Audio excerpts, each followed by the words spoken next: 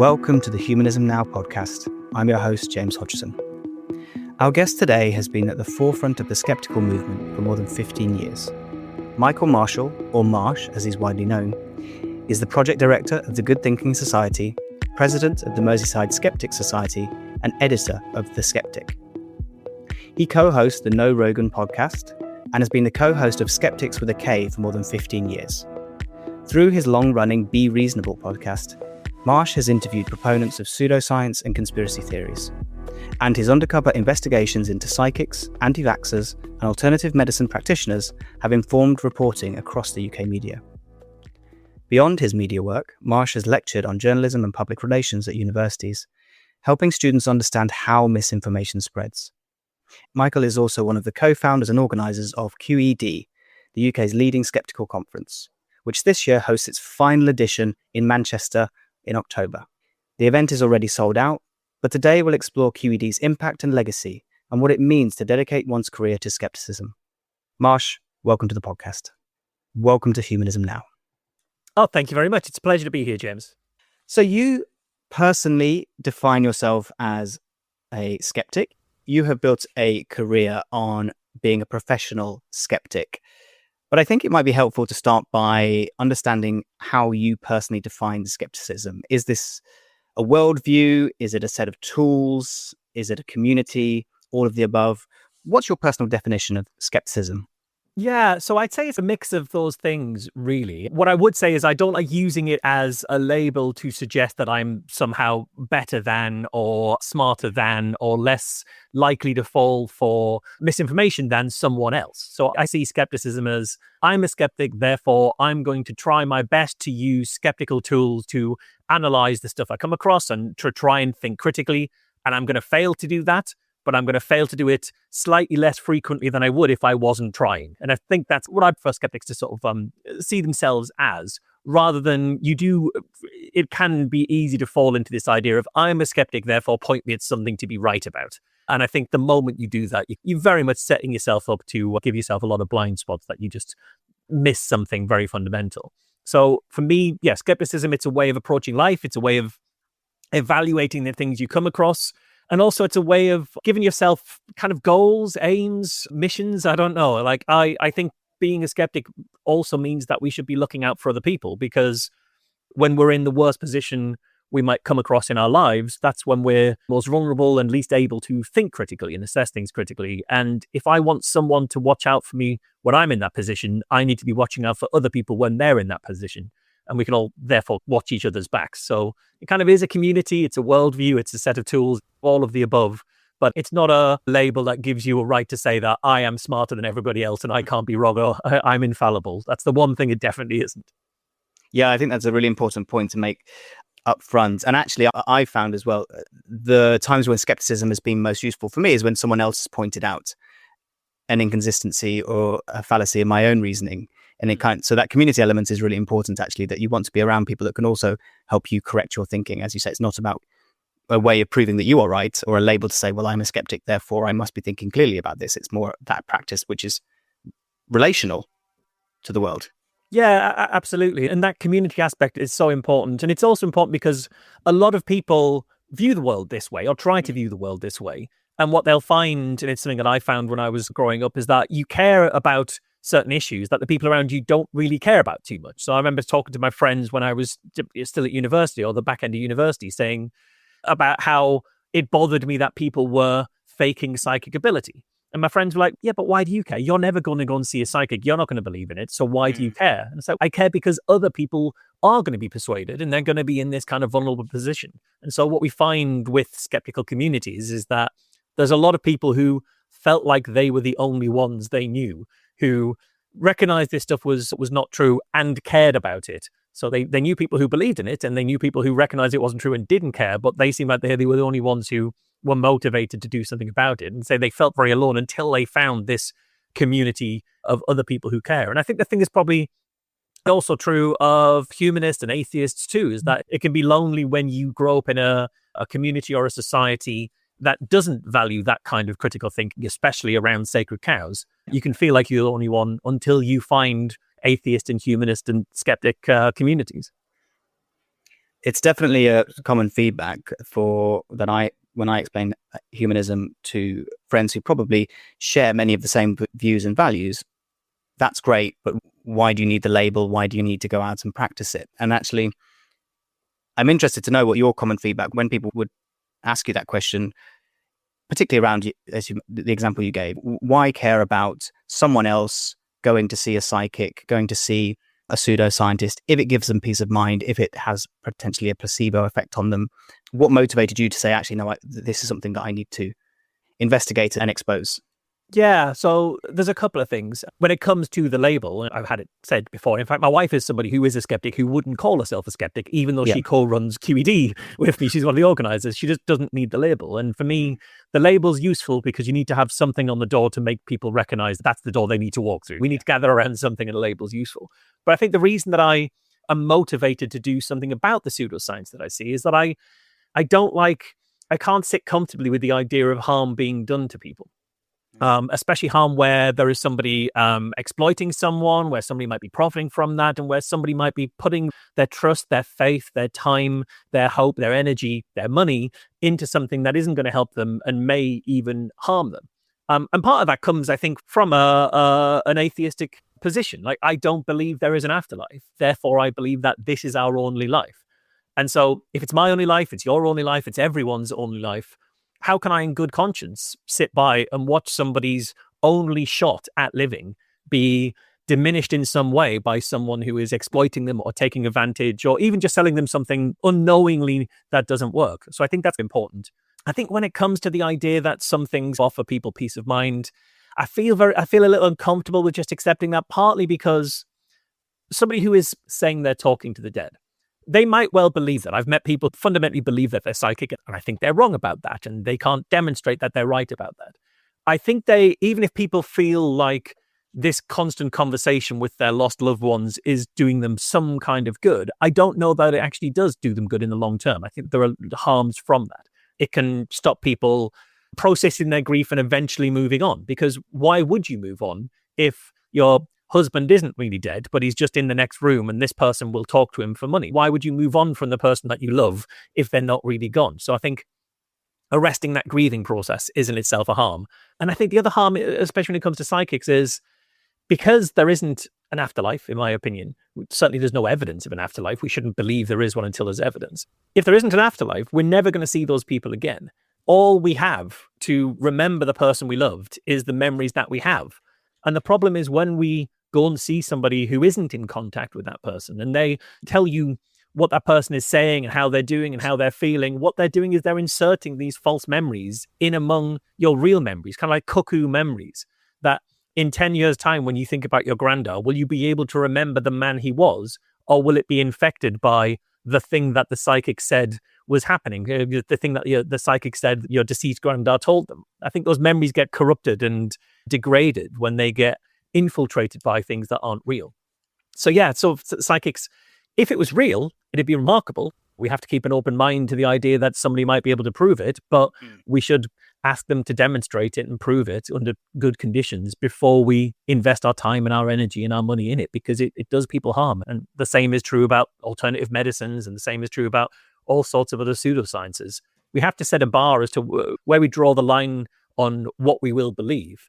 And if that bar isn't evidence, then I don't know where we set it. There's no good place to set it that isn't going to lead us to some dangerous positions further down the line.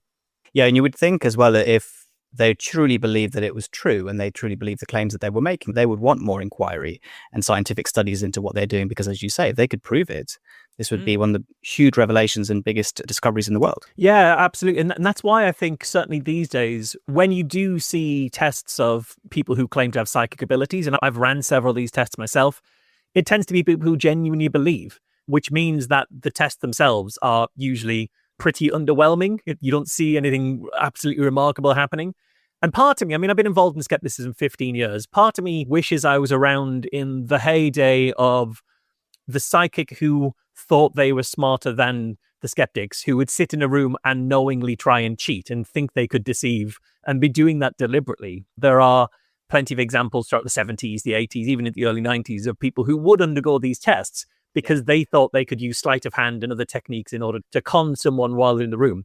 I think there's something exciting about being in a room with somebody who you know is going to try and cheat you, and your job is to try and figure out how. I think that'd be amazing. Unfortunately, most of the time, most of the experiences I've had are the person who has sincerely convinced themselves that they have these remarkable abilities and then are genuinely surprised when they don't. It's always interesting to sit down with somebody who is promoting a pseudoscientific idea and try and figure out how to test it and to talk them through what they believe.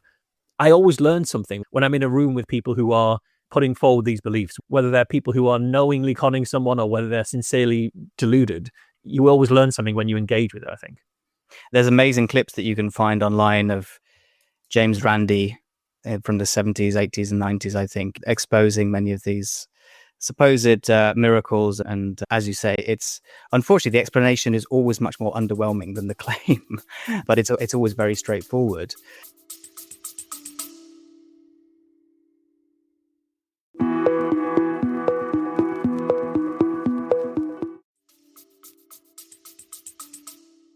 But speaking of being in a room with the pseudoscientists, the conspiracy theorists, you've gone undercover in flat earth conferences and spent lots of time with alternative medicine practitioners and psychics, as you mentioned. What have you learned about the psychology of people who believe in these claims and also the people who promote them? Yeah, going undercover, seeing these things in person, I think it's one of the most interesting parts of the job that I've been doing for the last kind of certainly 10 years or more. But also I think it's kind of a really useful thing to do if you're interested in pseudoscience more generally. I always encourage people, if you get the chance, there's a Mind, Body, Spirit festival near you, go along, because you learn so much more there than you do sitting in a room with somebody just explaining what happens at these kind of events. And so going along is always really important. You spoke of James Randi. One of the most famous cases of James Randi exposing somebody who was cheating was Peter Popov, who was a faith healer who was using radios, earpieces in order to pretend to be psychic. I actually was in a room with Peter Popov. I went along to his show in London and I caught him cheating on camera. He got someone out from the audience. He touched her on her forehead and she fell back in a convulsing fit. And then she said the chronic pain that she'd been suffering was completely gone. And she was, I would say, no more than 6 or 7 feet from me at this time. I was there with a friend of mine and we both looked at each other astonished because the lady who was having this convulsing fit was the lady who directed us to our seats when we entered the theatre. She was just part of his team, and nobody's expecting that they're going to be fooled by something as simple as you put one of your Confederates in the audience. So you can see these things, you can learn those things. But I think as much as anything, talking to the people who attend, you learn some really fascinating things. So you say, I went undercover for 3 days at the Flat Earth Convention. This was 2018. And from the outside, it'd be easy to say that flat earthers, they all believe the same thing. They believe in a disc version of the earth. I've got one on my wall, in fact, a poster that I bought at the Flat Earth Convention, which is, the Arctic Circle in the middle and Antarctica is kind of a wall of ice around the edge, and everyone believes the same thing. And actually, one of the things I learned was that a lot of flat earthers have different models of the world. Fundamentally incompatible models. Some believe it's under a glass dome. Some believe there's an infinity of ice around the edges of the earth and it just goes on forever. Some believe it's a diamond shape on the back of stone pillars, all sorts of different models. But in that room, even though their models were fundamentally incompatible with each other, they didn't disagree with each other, because what they agreed with was that everyone else was wrong. Right. If you were in that room, your version of the world wasn't what everyone else thought, and that's the most important thing. And so you learn actually that when it comes to that movement, it's maybe more about rejecting the mainstream than it is about being persuaded by a specific idea. And then you start to look around what else people were talking about, what else they believed in. I wrote a piece, I think I wrote one for The Guardian, one for Gizmodo at the time. And one of the things I mentioned in one of those articles was the belief that come with Flat Earth are maybe not as visible, but they are just as important. And I talked to a journalist who was there from the Times, and he was treating it all like a lovely bit of fun. I said, well, you can write it up as if it's fun, but if you want to know what's really going on, you see there's a couple over there who've got a baby. Ask them if they're going to vaccinate that kid. Ask them if that kid was ill tomorrow, would they go along to the hospital and get some of the evil big pharma medicine we've been hearing about all weekend?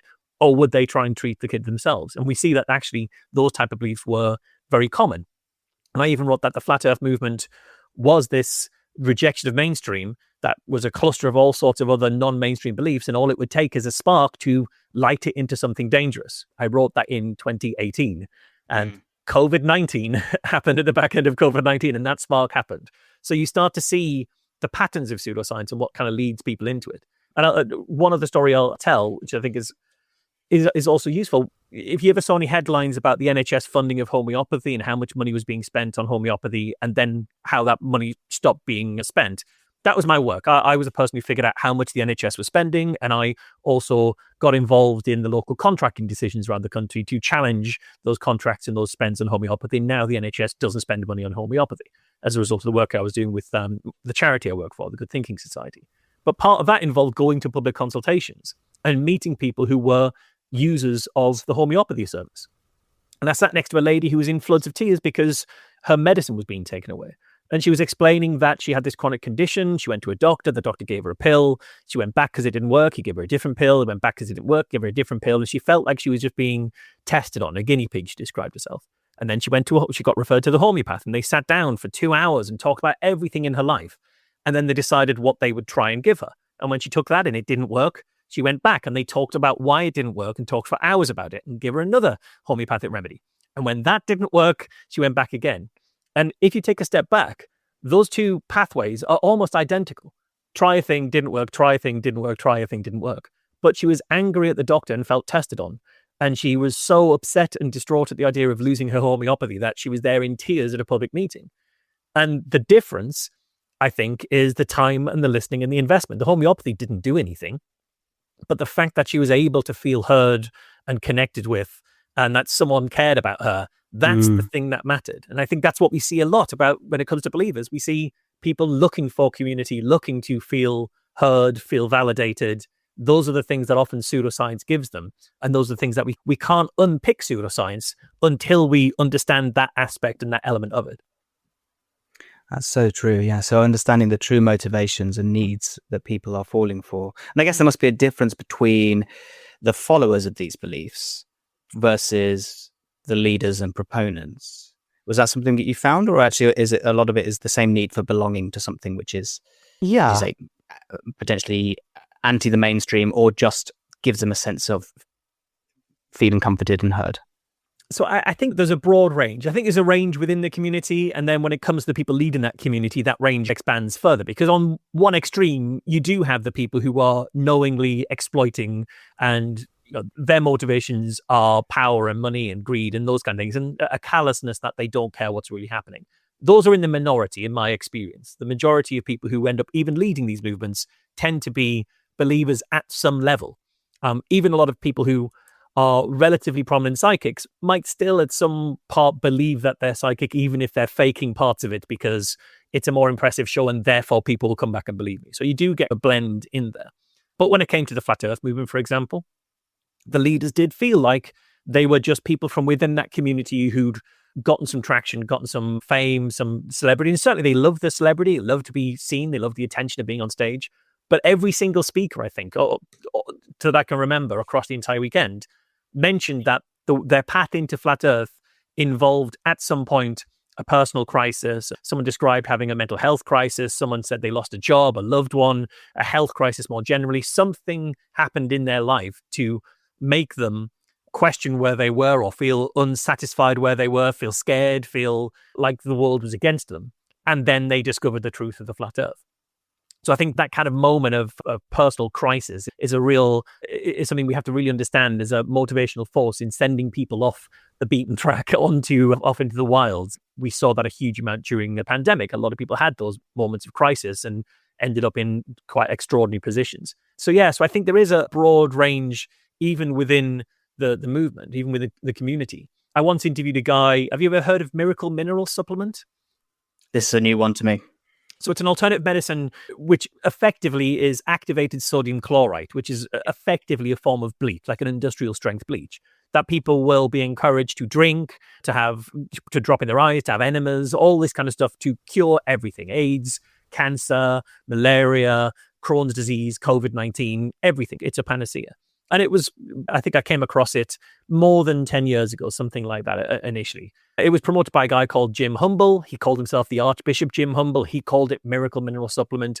I managed to get an interview with Jim Humble, the only interview that I think anybody has ever had where they disagreed with him. He'd been interviewed by people who were on his side. But whenever mainstream news came to talk to him, he just wouldn't talk to them. But for some reason, he would speak to me in the podcast that I was doing at the time. And I expected him to be a real snake oil salesman because he has industrial bleach. He gives it to people for everything, a total panacea. I expected him to try and wrap us up in marketing speak and try and be savvy and slick and charm us and all this kind of snake oil stuff. And when we got him on the phone, he was this incredibly frail old man who I think genuinely believed in what he was doing. But throughout the course of the conversation, talked about tens of thousands, hundreds of thousands of people with deadly diseases that he's given this poison to in order to cure them. And it occurred to me he's probably exaggerating, maybe by a factor of 10 or even by a factor of 100. But even if he's exaggerating by a factor of 100, that's still thousands of people with cancer and AIDS and malaria that he's given something to that can only harm them, which probably means that there's hundreds, if not thousands of people dead because of the guy I'm talking to on the phone right now.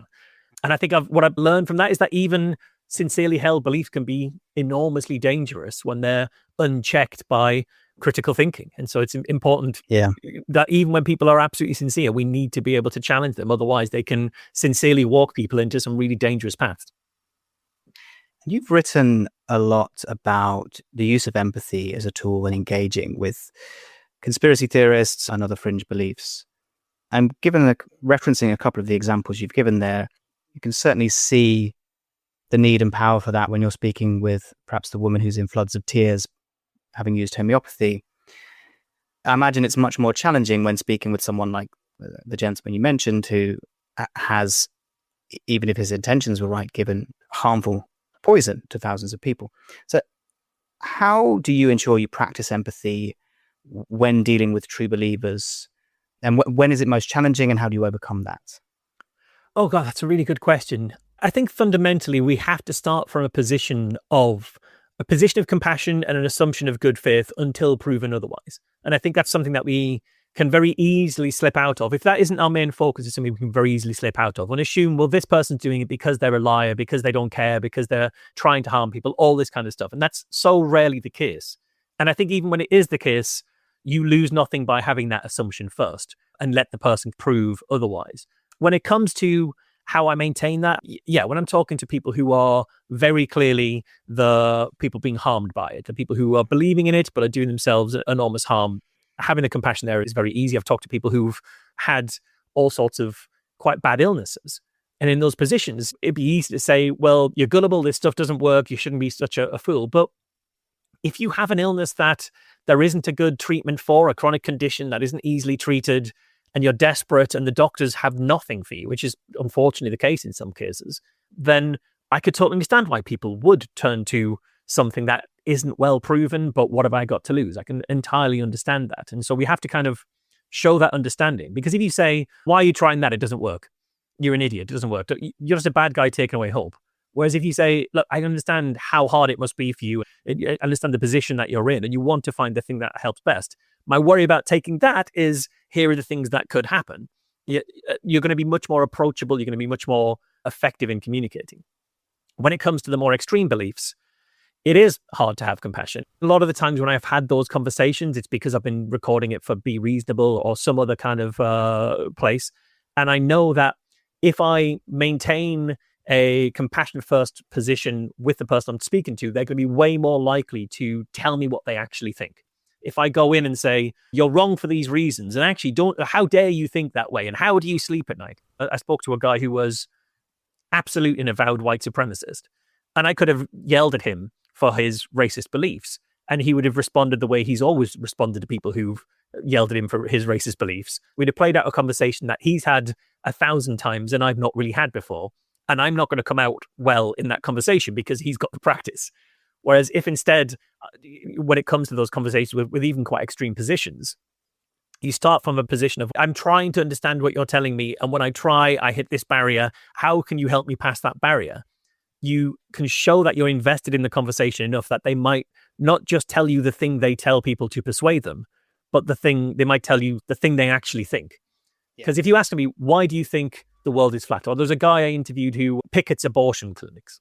Why do you picket abortion clinics? Why do you do that? He'd have told me the reasons that he thinks would be persuasive to me or persuasive to a stranger about doing that. But that's not why he does it. That's how he justifies it to someone else. if you actually talk to people about what they think and how they feel and where they were when they came across these ideas, you might learn what their actual motivations are. And in that particular example with the abortion clinic guy, I could have said, you're a Bible basher who's just there to promote an extreme Christianity. And I didn't do that. But I did ask him, you talk about the Bible here and there. You are a Christian. What biblical support have you for your position? And I expected him to rattle off some verses here and there. And what he did was spend 3 to 4 minutes trying to find a scrap of paper that his brother-in-law had written some Bible verses on that support this position. And he said, and in the end, he said, I can go downstairs and get it if you like. And it was pretty clear that he's not there because of his fundamentalist Bible beliefs, because he'd have to go into another room to find that information.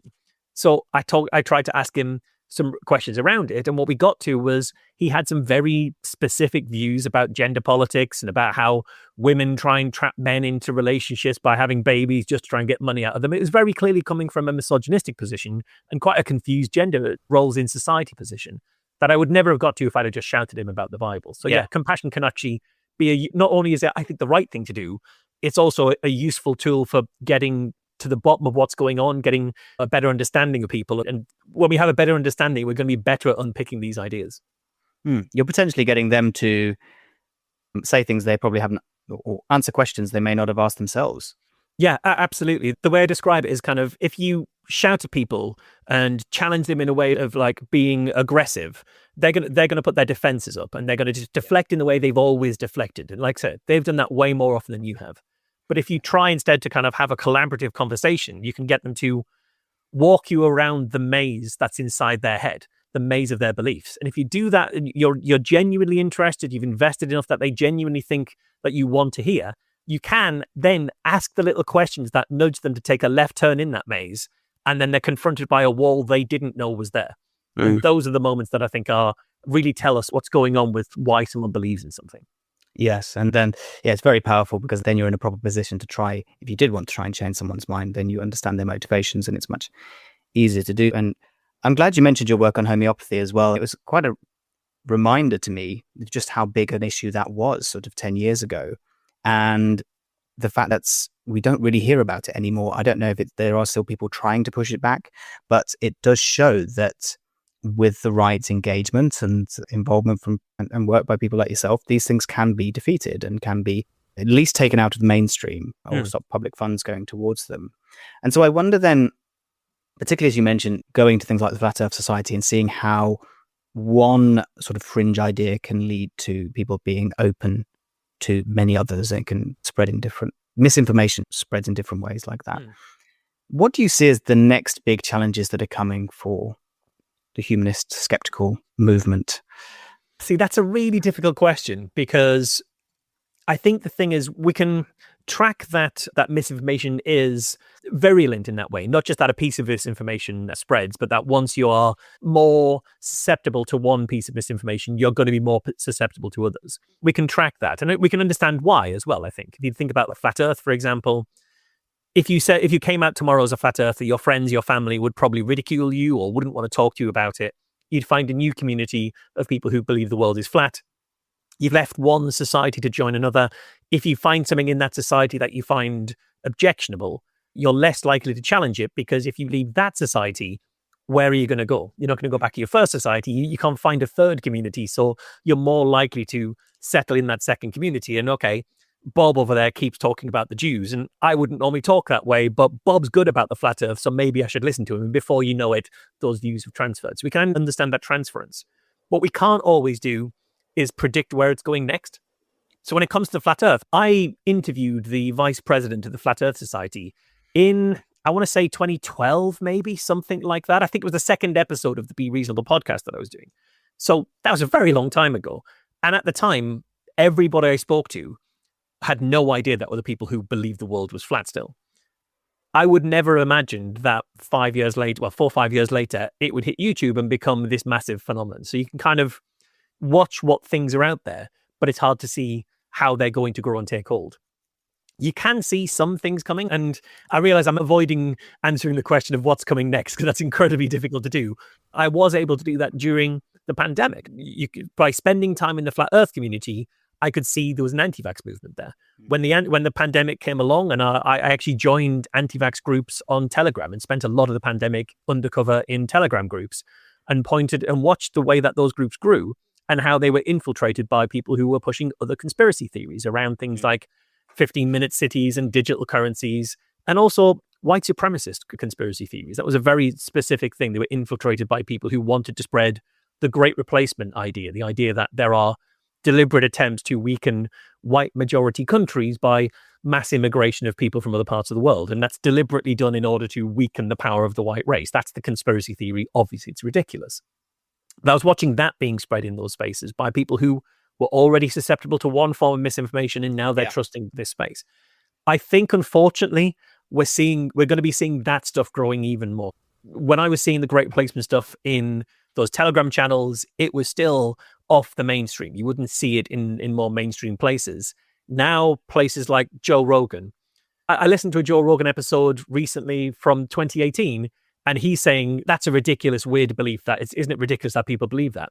And then I listened to one from last year, and he's saying, well, you know that the billionaires are moving people into the Republican cities in order to weaken the Democratic power, in order to weaken the power of the locals. And that is the Great Replacement. He's just not using the word white there. So we're seeing that go mainstream. I think that's only going to get more. I think that's the hardest challenge at the moment, in fact, because when it came to homeopathy, there was a clear pathway. Homeopathy is on the NHS.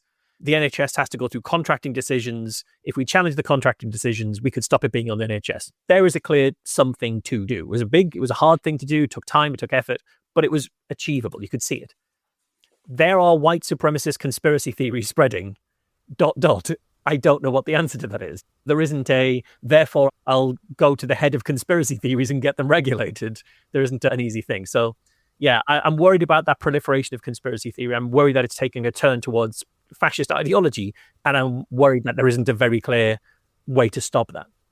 Yeah, I think there's something that occurred to me as you were speaking, and I'd love to get your thoughts on whether you think there is a direct link between some of these sort of fringe groups that were in their way harmless, like Flat Earth 10-ish years ago, to now something that is more sort of orchestrated political misinformation, perhaps via something like QAnon, that actually there are people now who have seen that this is a good way to cultivate support or cultivate a loyal group identity to something where facts and truth don't matter.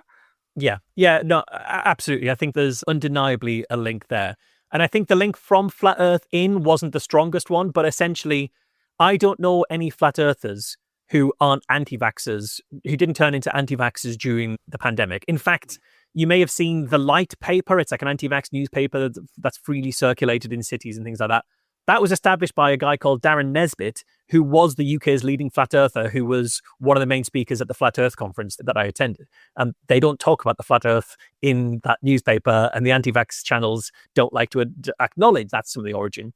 But I think a lot of people no longer believe the world is flat, but do believe that the world is run differently, that the world is wrong, that there are elites and powers and stuff like that. They've retained the structure, even though they've quietly moved on from the idea of the world being flat. And they moved into ideas like QAnon. And it's a shifting wave in that not every flat earther moved into QAnon, but a chunk of them did and were augmented by new followers. And that went into anti-vax stuff. And we then see that flowing out into things like panic over gay people, panic over trans people, those types of ideas too. And also 15-minute cities and central bank digital currencies and that kind of thing. But during that time in the pandemic anti-vax groups, we saw people like Tommy Robinson, a very noted, very visible far-right figure, suddenly become concerned about vaccines. And I'd seen Tommy's material for some time. I'd never seen him talk about vaccines until those anti-vax groups were taking hold. And after that, he did nothing but talk about vaccines. Not nothing, but he talked about vaccines a huge amount.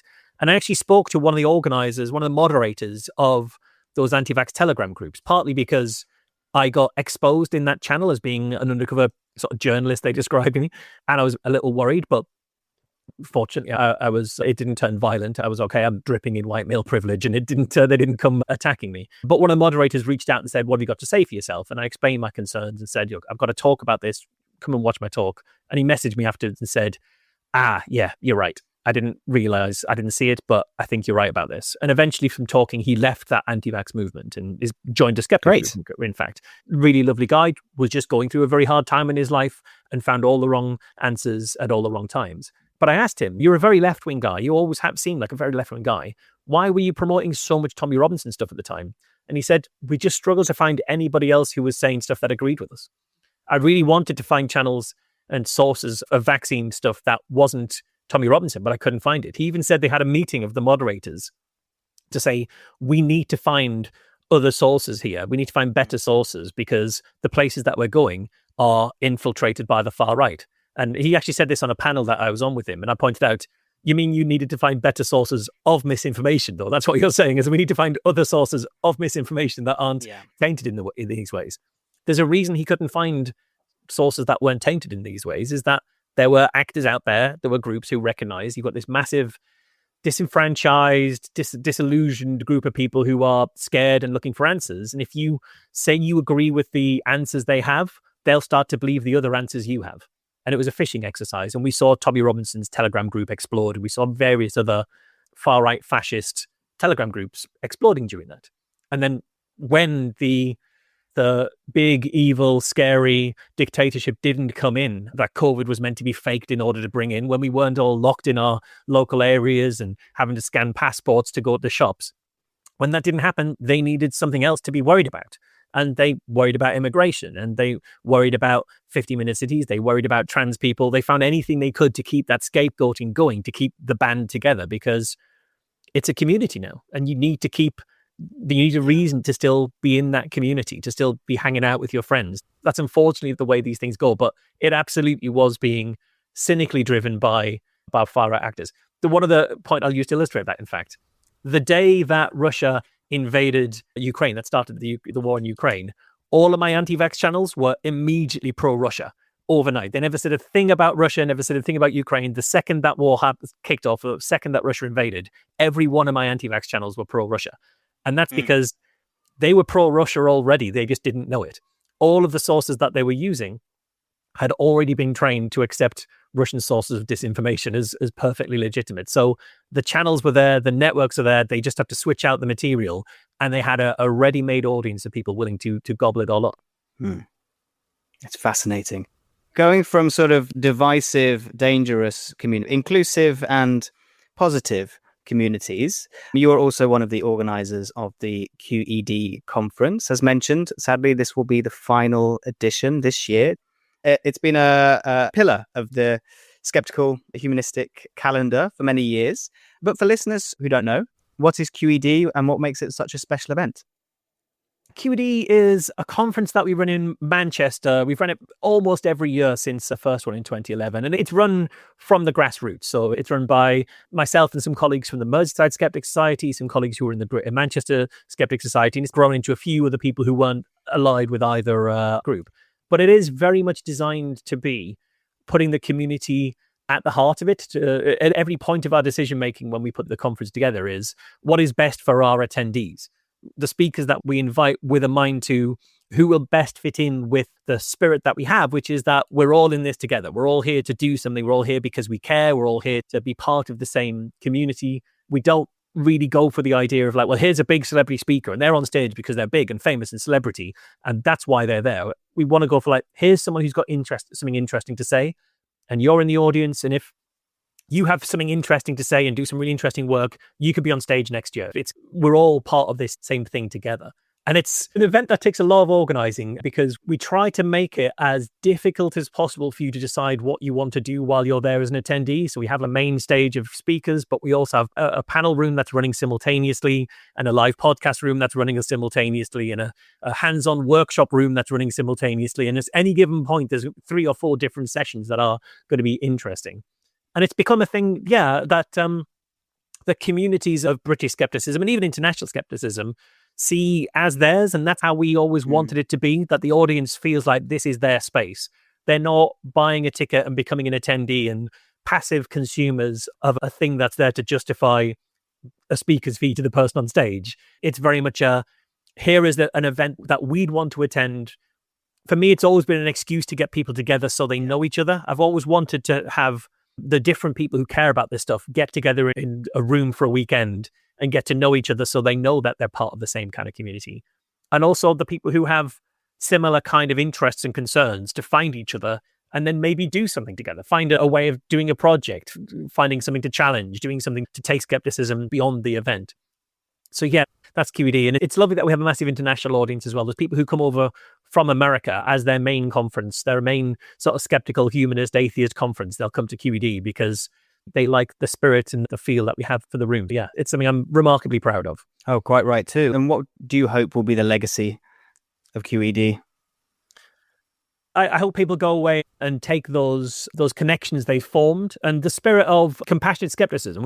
Compassionate skepticism isn't just what we do with the work we do with good thinking and don't be reasonable. It's what we do with the Skeptic magazine. That's the heart of what we're doing. And it's what we do with QED. The idea that getting the right answer is often the easiest bit.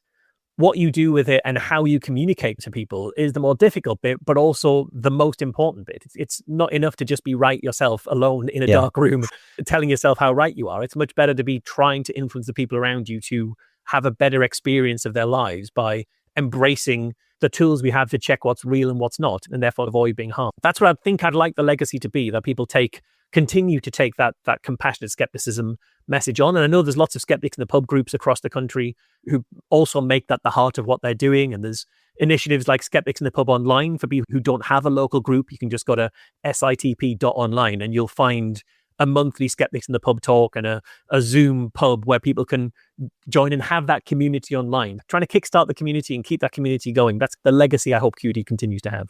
Compassionate skepticism. I think that's a fantastic phrase to take forward. And I know you already have many exciting projects that you're working on. I was going to say, what are you going to be focusing on now that QED is winding down? But you already have a very full portfolio. Yeah, pretty much. If listeners wanted to follow or connect with you, where would you direct them to first? First place, let's see. So the Skeptic magazine is the magazine I'm the editor of. That's been going since 1987. I've been the editor since 2020. And we put up new skeptical articles, analysis of these types of things from a compassionate skepticism lens every day of the working week. So yeah, you can go there and you can find out what we're doing there. There's a podcast associated with it too. And then otherwise, my day job is the Good Thinking Society, which is a very small charity. I'm the only full-time employee who focuses on skeptical work. So we don't really put as much on the website as we used to because I do the work rather than spend as much time talking about it. But that's where I spend my kind of activism work. Yeah, and then Skeptics with a K is the weekly show that myself and two colleagues at the Merseyside Skeptic Society do, where we do original investigations into stuff we think is interesting to skeptics. So yeah, that's another good place to find us. Fantastic. And before we go, we have our standard closing question I ask to all of our guests, which is, what is something you've changed your mind about recently and what inspired that change? Oh, recently. Okay. Because I can tell you something I've changed my mind about, and that was that approach of how to communicate skepticism. Because when I first got into skepticism, I wanted to be evangelical and tell everyone and pick everyone up on every little thing and be the kind of actually guy. And then I realized that isn't useful. That doesn't really get you anywhere. I think we all go through that when we first find it. And it's probably true of humanism and atheism too, that when we come across these ideas, we want to tell everybody how wrong the things we disagree with are. And I sort of refer to that as the kind of the skeptical adolescence of where we go through our time correcting everyone. But if we actually want to be effective, we come through that and we try to take what is going to get me to the end goal of making the world a more rational place. And that's when we find the tools of things like compassionate skepticism and listening before we try to correct people, and actually really listening and not just waiting until it's time that I can now correct people. So that's something I have changed my mind on. Am I allowed to use that? It's not recent, but I think it's a useful change of mind all the same. It ties everything back. And of course, it's the nice thing about skepticism, I suppose, it's a constant process of at least adjusting one's view on the world and trying to create as accurate a view of the world as possible. But I really love this idea of compassionate skepticism. And thank you, Michael, for all of the great work that you've done and the great work that you will do in the future. And thank you very much for joining us on Humanism Now. Thank you so much. I've really enjoyed talking to you. Thanks for listening to Humanism Now. If you liked the show, please leave us a review. It helps more people find us. Support us from just £5 a month for exclusive content and to shape future episodes. And we'll plant a tree each month in your name. Follow us on all socials at Humanism Now Pod, and help spread curiosity, compassion, and human progress. Humanism Now is produced by Humanize Live, creating world-class podcasts, videos, and events for purpose-led individuals and organizations. Learn more at humanize.live.